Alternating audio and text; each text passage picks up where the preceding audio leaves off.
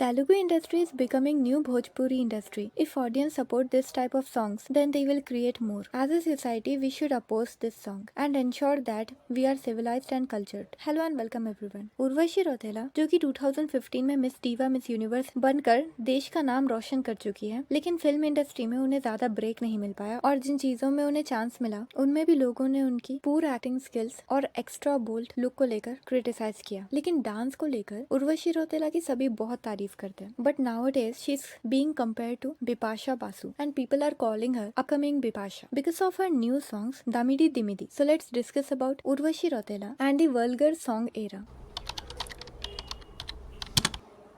उर्वशी रौतेला का जन्म उत्तराखंड में हुआ था। उनकी एज ऑलमोस्ट 30 ईयर्स है। जब वो 15 साल की थी तभी से वो मॉडलिंग का काम करती आई है और मिस टीन इंडिया 2009 भी रह चुकी है। लेटर 2015 में वो मिस डीवा मिस यूनिवर्स भी बनी थी, लेकिन इससे पहले अक्टूबर 2014 में वो यो हनी सिंह के लव डोज सॉन्ग में भी दिखाई दी। उर्वशी ने बहुत सारे मूवीज और सॉन्ग्स में काम किया है, लेकिन ज्यादातर लोगों द्वारा उन्हें इस बात पर क्रिटिसाइज किया गया दैट वो अपनी एक्टिंग से ज्यादा खुद को दिखाने पे फोकस करती है। वो किसी भी कैरेक्टर में इतना रिव्यूलिंग लुक लेती है जिससे उनकी एक्टिंग पर फोकस हरगिज नहीं जाता। इन सब क्रिटिसिज्म के तुरंत बाद वो ग्रेट ग्रैंड मस्ती में नजर आई, जो मूवी एक फेलियर साबित हुई और इसमें उर्वशी की एक्टिंग तो कुछ खास थी नहीं, पर इसमें आइटम सॉन्ग के थ्रू या अदर परफॉर्मेंस के थ्रू बस उन्हें ही ओवर एक्सपोज किया जा रहा था, जिसके बाद उनकी बिपाशा जैसी ही कुछ इमेज बन गई। इसके बाद वो हसीनों का दीवाना सॉन्ग में नजर आई जो कि सुपर हिट गया और इस गाने से उन्हें बहुत ज्यादा फेम मिली और मैंने भी उर्वशी को फर्स्ट टाइम इसी सॉन्ग में देखा था। इसके बाद वो हेट स्टोरी 4 में भी नजर आई, वो भी एक तरह की फेलियर ही साबित हुई क्योंकि ये मूवी बॉक्स ऑफिस पे ज्यादा नहीं चल पाई। उर्वशी ज्यादा मॉडलिंग वर्क्स में नजर आती है और इंस्टाग्राम पर भी वो एक्टिव है। अब रिसेंटली वो एक तेलुगु मूवी डाकू महाराज में नजर आई जिसका एक गाना प्रीमियर होते ही वायरल चला गया, दबिदी डिबिदी। इसके लिरिक्स की तरह ही स्टेप्स भी मीनिंगलेस थे और ऑडियंस का बहुत ज्यादा बैकलैश आया, जिस वजह से इस मूवी के डायरेक्टर ने खुद आकर कहा कि वो इस गाने के प्रति ऑडियंस के बैकलैश को देखकर बहुत ज्यादा शॉक्ड है। आजकल मार्केट में एक न्यू स्ट्रैटेजी आई है कि जितना वल्गर परफॉर्मेंस होगी उतनी ज्यादा ऑडियंस अट्रैक्ट होगी। सॉन्ग अच्छा हो तो स्टेप्स वल्गर रखो, स्टेप्स अच्छे हो तो सॉन्ग वल्गर रखो, यही वायरल जाने का मंत्रा है। शायद यही बात सोचकर इस गाने के लिरिक्स और स्टेप दोनों ही वल्गर बना दिए गए ताकि ये डबल वायरल जाए, क्योंकि अब तक 1 by 1 सॉन्ग्स के बाद कई सारे एक्ट्रेसेस ऐसे ही काम कर फेमस हुई है। इसी स्ट्रैटेजी के थ्रू 2024 में बहुत से सॉन्ग्स वायरल जा चुके हैं और उनके थ्रू परफॉर्मेंस देने वाली एक्ट्रेसेस ने पॉपुलैरिटी की ऊंचाइयों को छू लिया। फॉर एग्जाम्पल तमन्ना भाटिया का अच्छो अच्छो, नू कावालैया और आज की रात सॉन्ग, और शार्वरी का तरस सॉन्ग, तृप्ति दिमरी का मेरे महबूब, और ऐसे बहुत से एक्ट्रेसेस हैं। इसी वजह से राशिद हदानी जो कि एक न्यू नेपो किड है, एक पावरफुल फैमिली बैकग्राउंड के होते हुए भी उन्होंने एक एटम सॉन्ग के थ्रू डेब्यू किया ताकि वो जल्दी से पॉपुलर हो जाए, जिनके बारे में मैंने ऑलरेडी डिस्कस कर रखा है। अब पीलिंग पुष्पा 2 का जो सॉन्ग आया था उसे कोरियोग्राफ किया था शेखर मास्टर जी ने और ये भी सॉन्ग उन्हीं ने कोरियोग्राफ किया है। जिसके बाद कुछ यूजर्स का लिखना है कि with this dance composition Shekhar Master Gado has proved that the industry doesn't need him anymore.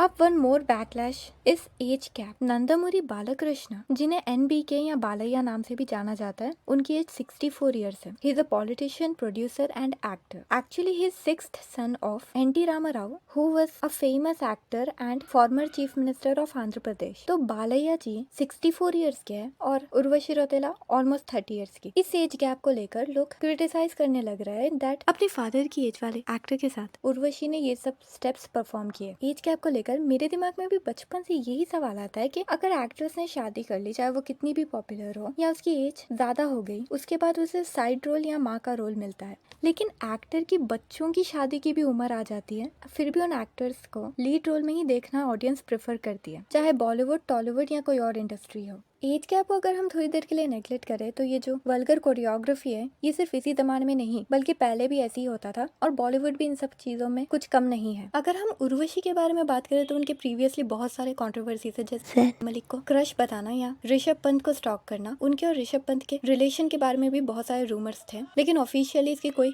Confirmation नहीं है। डाकू महाराज की कास्ट एक अवार्ड फंक्शन में गई थी जिसमें उर्वशी बालैया जी को टिश्यू पेपर दे रही थी, लेकिन उन्होंने इग्नोर कर दिया। इस एक सीन को लेकर people are calling him rude और लोगों की सिंपैथी उर्वशी की तरफ बहुत ज्यादा देखने मिल रही है और Urvashi was so embarrassed at that time.